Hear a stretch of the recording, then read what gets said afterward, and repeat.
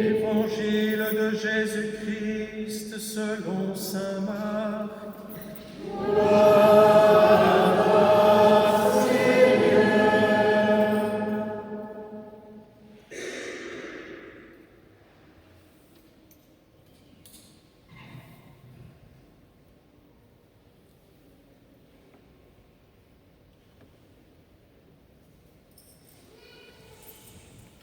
En ce temps-là, Pierre disait à Jésus, « Voilà que nous avons tout quitté pour te suivre. » Jésus déclara, « En vérité, je vous le dis, personne n'aura quitté à cause de moi et de l'Évangile une maison, des frères, des sœurs, une mère, un père, des enfants ou une terre, sans qu'ils reçoivent déjà le centuple en ce temps-ci.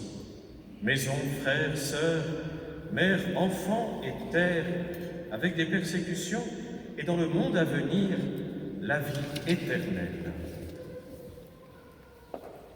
Acclamons la parole de Dieu.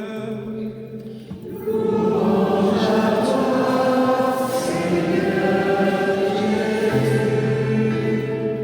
Alléluia, Alléluia, Alléluia, Alléluia, Alléluia, Alléluia, Alléluia, Alléluia.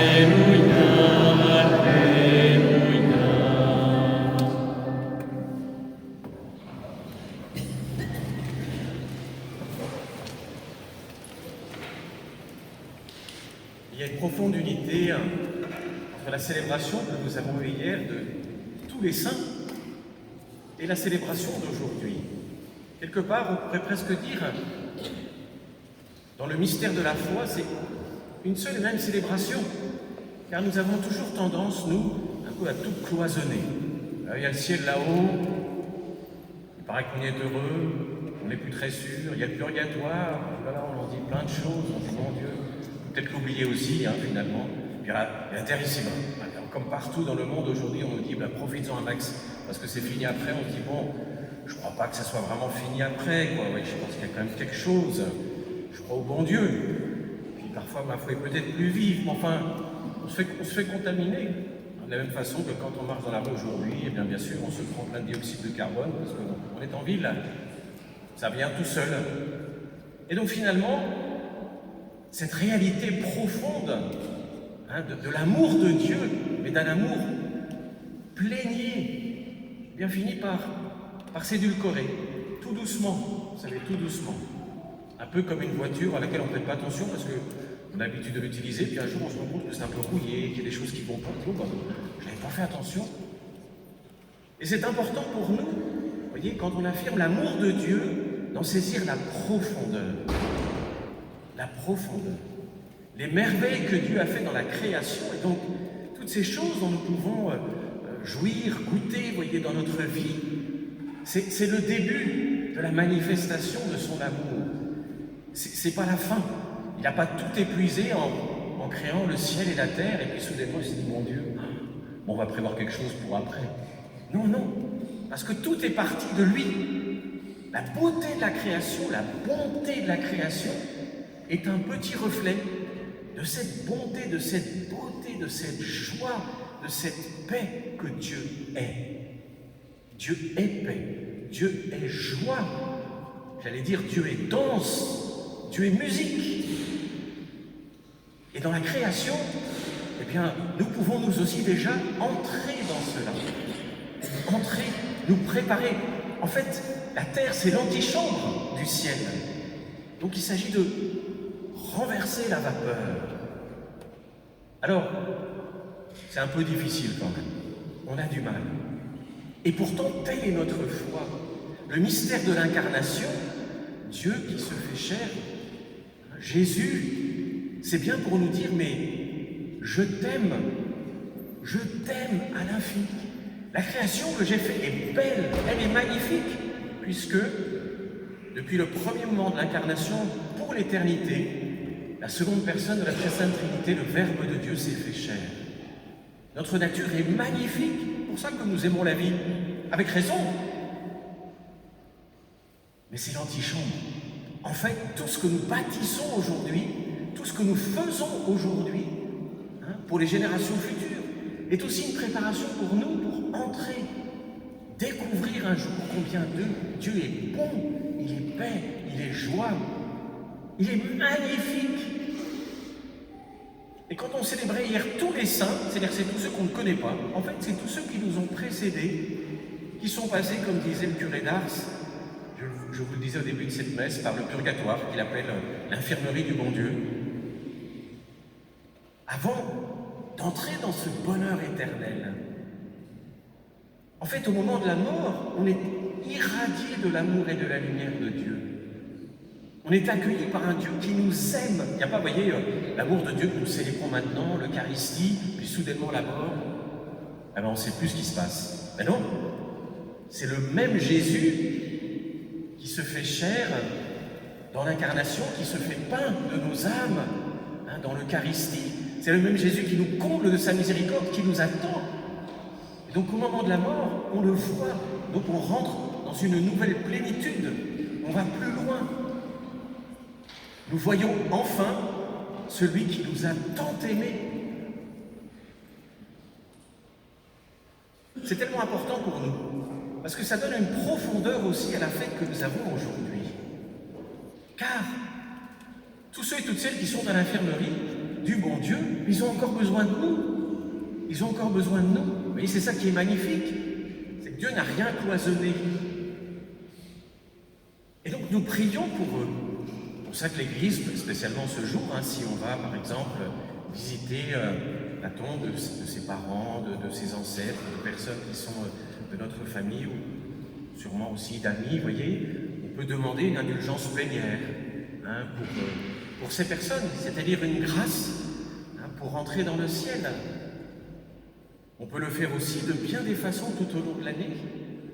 On peut prier pour ce qu'on appelle pour les âmes du purgatoire, donc tous ceux qui sont dans cette infirmerie du bon Dieu, où ils sont sûrs, c'est ça qui est très important, ils sont sûrs de l'amour de Dieu pour eux.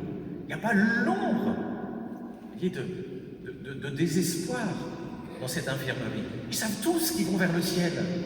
Mais bon, vous savez, c'est comme si on arrivait un peu, pour reprendre une image, une autre image, on arrive pour le mariage de son frère ou de sa sœur, vous voyez, puis on s'est fait tremper, tout ça, on a prévenu avant par téléphone, on a dit, écoute, tu mets une petite chambre, puis je vais me changer quand même, tu vois, je vais me faire un peu propre. On peut prendre plein d'images. Une autre que j'aime prendre, c'est le garage. Parce que les voitures, ça fait partie de notre imaginaire contemporain. Et donc, on est tous des éclopés de l'amour. Tous, on veut aimer. Et quand on arrive devant le bon Dieu, on sait qu'on n'a pas toujours aimé. Il y a parfois bien des choses qu'on n'a pas pu pardonner. Donc on va passer par l'infirmerie, par le garage.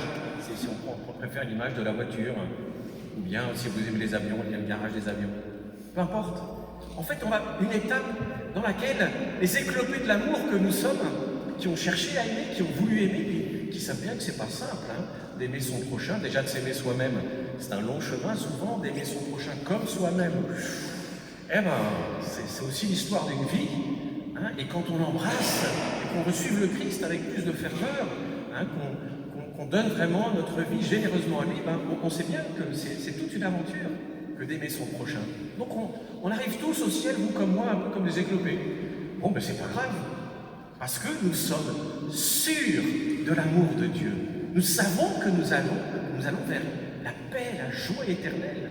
C'est pour ça que la première lecture du livre de la sagesse, que l'on retrouve souvent dans des célébrations d'obsèques, nous dit, mais oui, nous avons cru qu'avec la mort, ils étaient anéantis, mais ils sont dans la paix.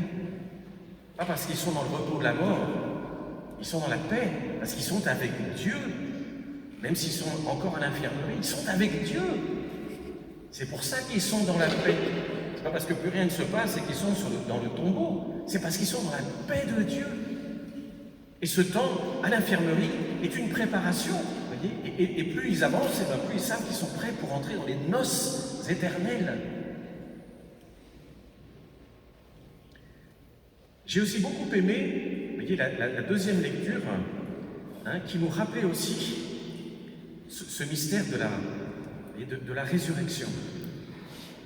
Parce que souvent, comme je vous le disais au début, on a édulcoré, bon, c'est fait, comme je vous disais, contaminer la réalité du ciel.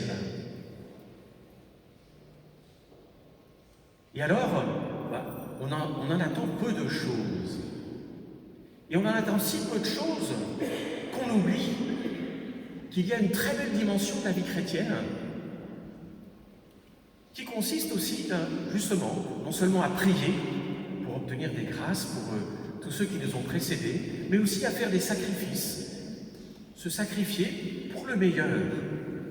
Parce que le bien qui nous est proposé est si grand, pour celui, ça vaut la peine. Vous voyez, comme quelqu'un qui, dans son travail, parce qu'il aime son travail, qui veut s'y donner à plein, lui, il va aussi sacrifier bien des choses pour pouvoir s'y engager pleinement. Pareil pour sa famille, on va aussi, il y a plein de sacrifices que l'on fait au quotidien. On est heureux de le faire, puisqu'on sait pourquoi on le fait, pour qui on le fait. Et bien dans la vie chrétienne, il y a aussi cela.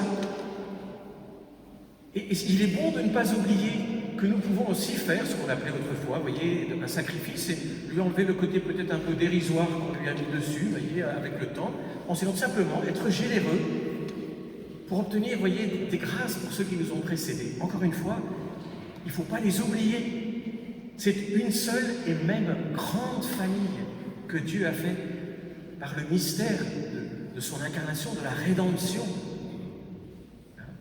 Alors, et c'est pour ça que j'ai voulu choisir l'évangile que nous avons écouté ensemble, retrouver la profondeur, la valeur de notre générosité chrétienne, en l'enracinant dans une espérance et une foi profonde. Et quand dans l'évangile, Pierre dit, ben voilà, on a tout quitté pour te suivre, vous allez dire, ben écoute Seigneur, voilà, on essaie de donner le meilleur de nous-mêmes pour te suivre. Et alors ce qui est magnifique, c'est que Jésus dit, mais oui, vous aurez le centuple, le reste, vous l'aurez déjà ici-bas. C'est ça la bonté de Dieu. En me suivant, mais déjà ici-bas, bien sûr que je te veux heureux, bien sûr que je vais te soutenir, bien sûr que je vais te donner le centuple déjà. Mais en plus, la vie éternelle, ce jaillissement perpétuel de vie pour l'éternité. Ce que le bon Dieu nous demande, nous y revenons régulièrement, c'est la confiance. Lui faire confiance en l'amour qu'il nous porte. Et c'est là la difficulté. C'est là la difficulté, parce qu'il nous est souvent plus facile d'écouter les sirènes qui passent par tous les masses médias que nous avons aujourd'hui, plutôt que d'accueillir l'amour de Dieu, tel qu'il nous est déjà manifesté dans la création, dans l'incarnation, dans tout ce que le Christ a fait pour nous, dans chaque Eucharistie. Et pourtant, c'est en entrant dans cette confiance en l'amour de Dieu que tout prend son sens. La foi chrétienne a une très profonde unité. Mais pour cela, il faut la regarder avec les yeux de l'amour, avec les yeux du cœur, alors que le Seigneur nous y aide. Et aujourd'hui, mais pas seulement aujourd'hui, sachons ne pas oublier tous ceux et toutes celles qui nous ont précédés, et dans la joie de les savoir déjà si proches du bon Dieu, et bien d'intercéder pour qu'ils puissent entrer plus rapidement dans le ciel, un peu à la manière de cet exemple que je vous ai pris, de celui qui arrive pour les noces de son frère ou de sa sœur, il est bien content que son frère qu'il appelait par téléphone lui prépare une chambre pour qu'il change. Et bien c'est un peu ça nos prières. On va contribuer à la purification, à ce travail d'infirmerie. Prenez les images qui vous parlent le plus pour aller le plus vite possible au ciel. Que Dieu nous vienne en aide. Amen.